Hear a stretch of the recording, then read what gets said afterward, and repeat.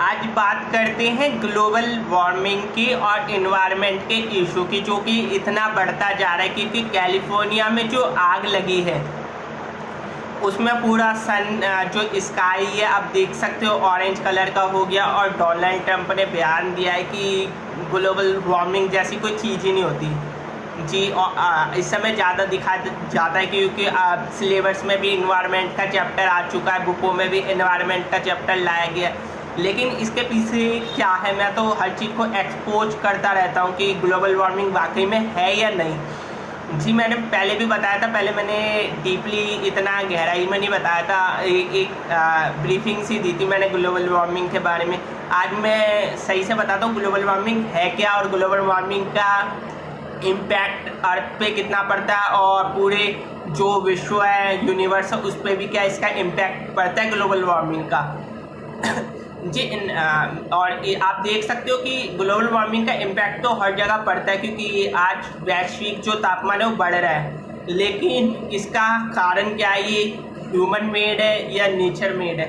सबसे पहले इसका कारण है ह्यूमन मेड, क्योंकि ना जानबूझ के ग्लोबल वार्मिंग को ना एक बड़ा इशू बनाया जा रहा है। इतना है नहीं, डोनाल्ड ट्रंप ने जो कहा है उन्हें कुछ चीज़ें पता होंगी तभी उन्होंने बोला है। और लेकिन वैसे देखा जाए तो ग्लोबल वार्मिंग है ये सिर्फ फेक एजेंडा है। ये जो बड़े बड़े एनवायरमेंट होते हैं वर्ल्ड में, जो नीतियाँ लागू करवाते हैं, जो CFR में इशू डलवाते हैं, WUNO में इसको बनवाते कि इन्वायरमेंट आने वाले टाइम में कितना बड़ा इशू बनाया जाए, कितनी वो हो, तो उसको दिखाया जाता है। एक तरफ दिखाया जाता है ग्रीनलैंड की आइस पिघल रही है, आर्टिक ओशन पिघल रहा है, समुद्र का लेवल बढ़ जाएगा, 2040 तक जो समुद्र का पानी है, वाटर लेवल वो इंक्रीज हो जाएगा, 0.5 की रेट से बढ़े जा रहा है हर साल। और जैसे मुंबई जैसे साउथ इंडिया है पूरा डूब जाएगा, श्रीलंका डूब जाएगा, ये जितने भी नीचे के देश हैं।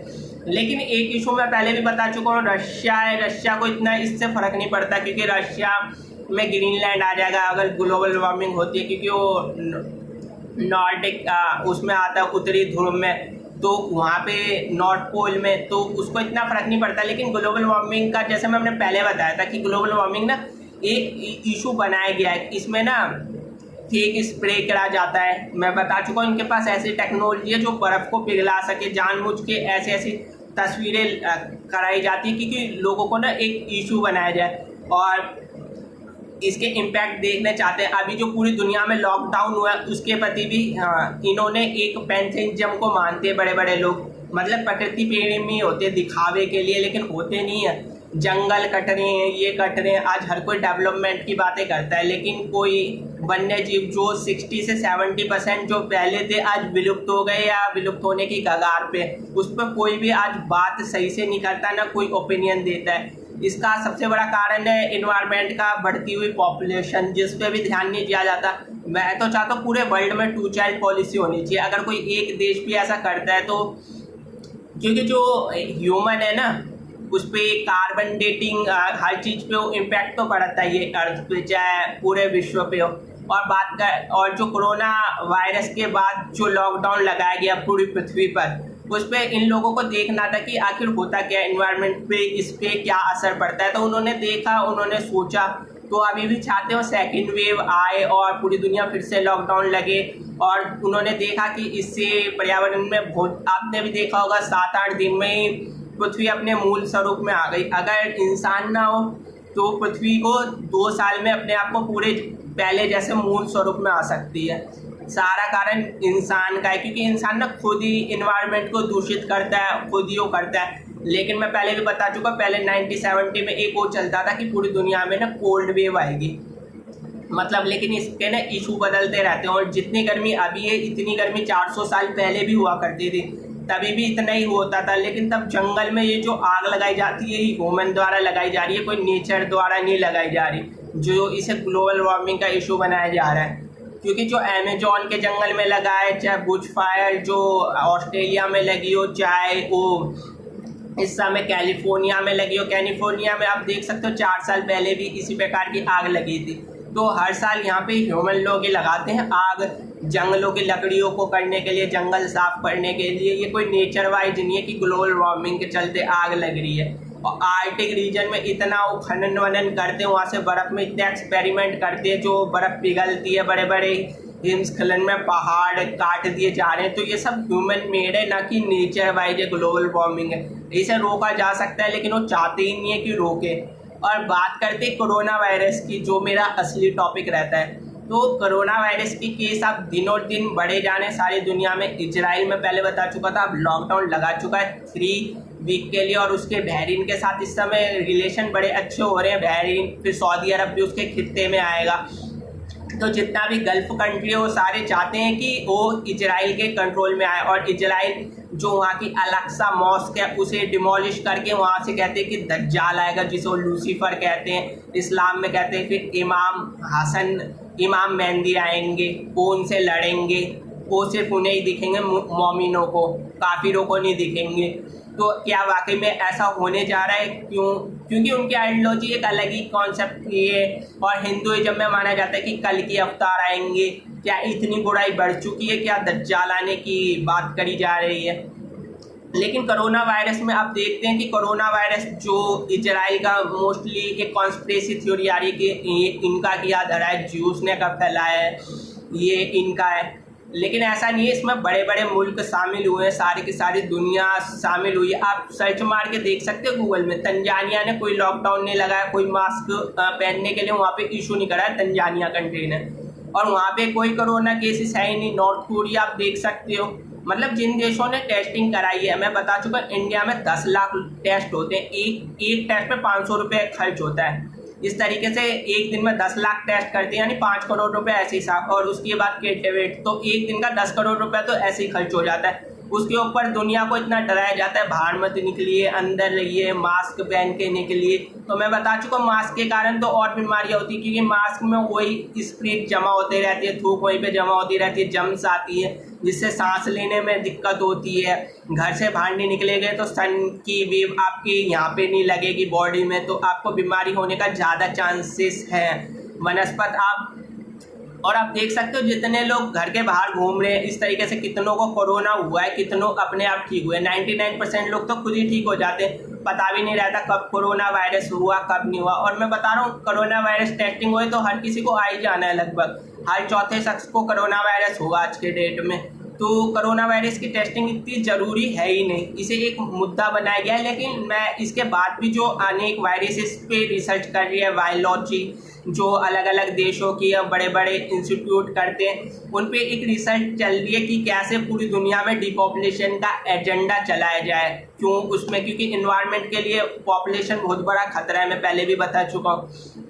मैं भी चाहता हूँ आबादी में थोड़ा नियंत्रण रहे, क्योंकि माइग्रेशन हो रहा है, यूरोप में आबादी बढ़ रही है, वो भी माइग्रेशन के कारण, क्योंकि उनकी आबादी तो डिक्लाइन पे है, माइनस में जा रही है, जापान की भी माइनस में। लेकिन जो अफ्रीकन कंट्री है, लैटिन अमेरिकन कंट्री है और एशिया की कंट्री है, इनकी आबादी ग्रोथ रेट बहुत हाई है। और ये थोड़ा इन्वायरमेंट के लिए एक इशू बन चुका है, क्योंकि बढ़ती हुई आबादी के साथ हम पूरी दुनिया पे इतने संसाधन नहीं है कि हम उन सबको करें। और आने वाले टाइम में AI जो टेक्नोलॉजी है वो बहुत बड़ा खतरा होगी विश्व के लिए, क्योंकि वो आपकी हर बातों को जानती है, रिकॉग्नाइज करेगी AI टेक्नोलॉजी। तो उसी के देखते हुए इम्पैक्ट पड़ा जा रहा है, कोविड-19 का इशू किया जा रहा है, कोरोना वायरस आखिर है क्या। और अभी तो ये तो छोटी मोटी ट्रायल बीमारी है, अभी ऐसी ना 10 बीमारी और आनी है, जो कहीं ना ये इस कोरोना वायरस नाम की तो कोई बीमारी है ही नहीं, एक छोटी नॉर्मल इन्फ्लुएंजा वायरस है, रेस्पिरेटरी वायरस। इससे ज़्यादा चिकनगुनिया, डेंगू, TB खतरनाक है, ये एक नॉर्मल है। क्योंकि इलाज तो ना आप देखोगे खांसी का भी नहीं है डॉक्टरों के पास। डॉक्टर आप खांसी भी जाने को अपने आप ठीक हो जाती है, डॉक्टर पे जाओ, वो रिसर्च करेंगे आपके ऊपर, और आप कहोगे कि सारी दुनिया कैसे मिली हो सकती है कोरोना वायरस के नाम पे।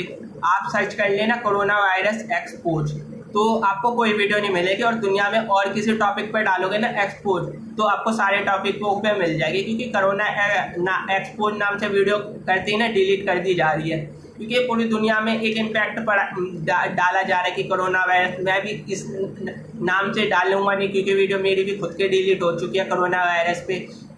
केसेस इतने बड़े दिखाते हैं कि इतने बड़े डेली 1 लाख आ रहे हैं पूरी दुनिया में, 3 करोड़ लोग चपेट में आ चुके हैं कोरोना वायरस के।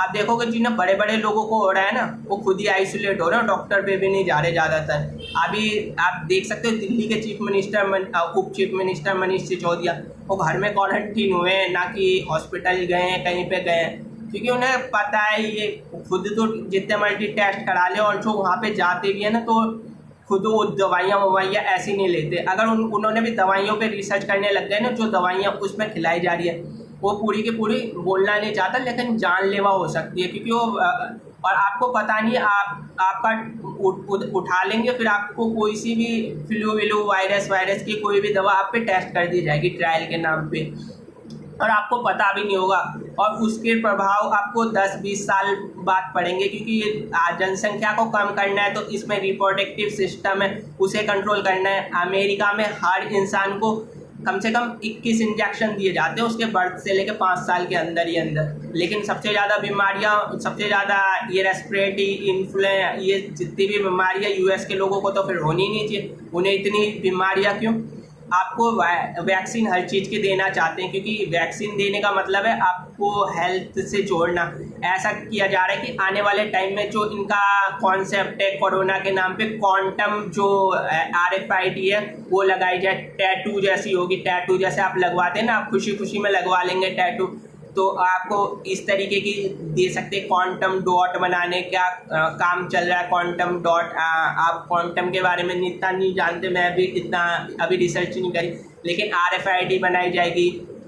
आपको कंट्रोल कैसे किया जाए पूरी दुनिया में, क्योंकि सोचने समझने की शक्ति है ना ख़त्म कर देना चाहते हैं। ये तो बस ट्रायल है, ऐसी अनेक बीमारियां आनी है। कोरोना वायरस तो एक नॉर्मल वायरस है, लेकिन अभी जो टेस्ट हो रहे हैं उससे खतरनाक आनी है, और 2024 तक मैं बता चुका हूँ पूरी दुनिया की आबादी ना बहुत कम रहेगी, मतलब आधी आबादी, मतलब कुछ वैसे मरेंगे, कुछ भूख से मरेंगे, मतलब ख़त्म करनी है। और इससे भी खतरनाक वायरस हो सकता है 2024 से पहले ले आए, लेकिन 2040 है उससे पहले इन्हें 1 बिलियन पॉपुलेशन करनी है एजेंडा, चाहे कुछ भी दिखाए। आप प्योर रिसर्च में देखोगे तो उसमें दिखाएगा 10 अरब की आबादी हो सकती है, इतनी हो सकती है पूरी। लेकिन प्योर रिसर्च ये जितने भी एजेंडा है ना, ये कैसे चलते हैं इसके बारे में मैं अगले वीडियो में बताऊंगा। फाउंडेशन और थिंक टैंक कैसे काम करते हैं, जैसे बिल गेट्स का एक फाउंडेशन है, मरिंडा एंड गेट्स फाउंडेशन, ये क्या काम करते हैं, थिंक टैंक कैसे काम करते हैं। ये फाउंडेशन होते हैं, ये फंड करते हैं थिंक टैंक को, थिंक टैंक रिसर्च करते हैं, और ये सब इन्हीं के होते हैं, और यही पूरी दुनिया में एजेंडा चलाते हैं। चार्टर क्या होगा वर्ल्ड में, जो हमारी लोकल पॉलिटिक्स होती है, छोटे मोटे इंटरनल चेंज कर सकते हैं। जो बड़े बड़े इवेंट होते हैं वो सब इन्हीं की मदद से होते हैं। क्या विश्व में क्या एजेंडा होगा, हेल्थ पे क्या होगा, जो WHO करता है, UN, विश्व में कहाँ पे टेररिज्म होगा, कहाँ पे क्या होगा, कैसे, क्योंकि हर चीज़ में इन्हीं का एक रोल होता है। बैंकिंग सिस्टम क्या होगा, CFR जैसे काउंटर ऑफ फॉरेन रिलेशन, संबंध कैसे होंगे, किन दो देशों के बीच में टाई कराई जाए, किन दो देशों के बीच व्यापार को में आगे बढ़ाया जाए, सब कुछ इन्हीं के हिसाब से चलता है। कौन सी नीति लागू करनी है, कौन सी नहीं लागू करनी, मतलब UN से पहले भी लीग ऑफ नेशन था, तो हर तरीके से आने वाले टाइम में मैं बता चुका हूँ वर्ल्ड पार्लियामेंट होनी है, क्योंकि पूरे विश्व को एक में जोड़ना है। तो ग्लोबल रीसेट करने का एक बहुत बड़ा वो चल रहा है। अभी ग्लोबल रीसेट होगा तभी एक नेता आएगा जो उसे पूरे दुनिया को मानना पड़ेगा, वही देश पूरी दुनिया का उद्धार करेगा। तो ऐसा एक कॉन्सेप्ट लाया जा रहा है। अभी मेरी बात थोड़ी वैसी लगती है, लेकिन ये सारा सच है, हकीकत है। और वीडियो को ज़्यादा से ज़्यादा शेयर ज़रूर करें। Thank you so much.